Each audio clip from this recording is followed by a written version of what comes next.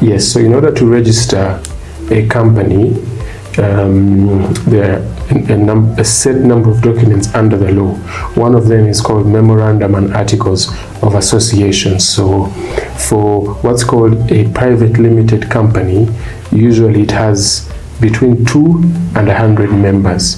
And now there's been a change in the law the last few years where you can have one person owning a company, what's called a single member company.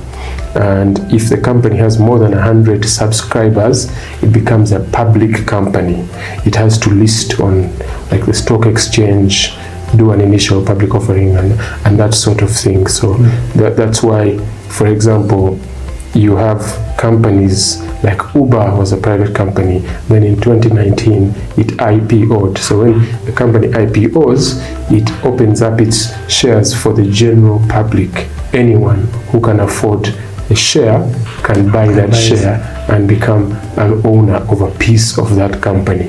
That's what being a public company is. But a private company means only a certain number of people own it, and its books and operations are not open to public scrutiny.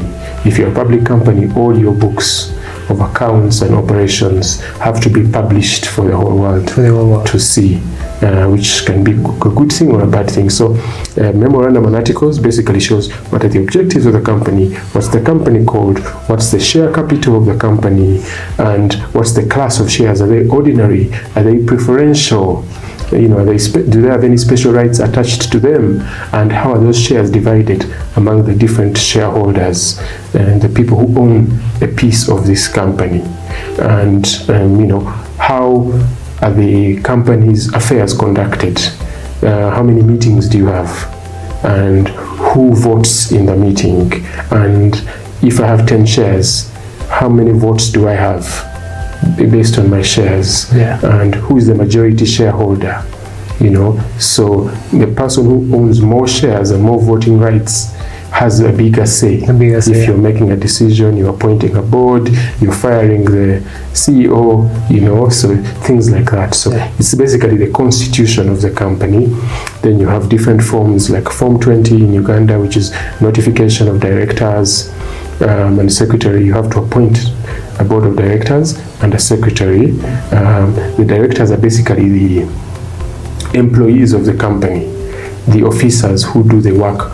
It's like if you set up a school, you have like the headmaster and other people. So the directors are the people who report to the shareholders. So for example, you have a company like Uganda Airlines. It's a company owned by the government of Uganda, the Ministry of Works and the Ministry of Finance, and they have appointed directors. So those directors are the ones who now appoint the CEO and other people, the head of marketing and finance, to run this company.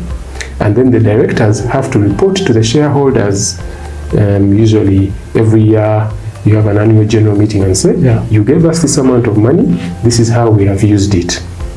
And then the shareholders are like, okay, you've done a good job, or you have not, let's fire you and have someone else. And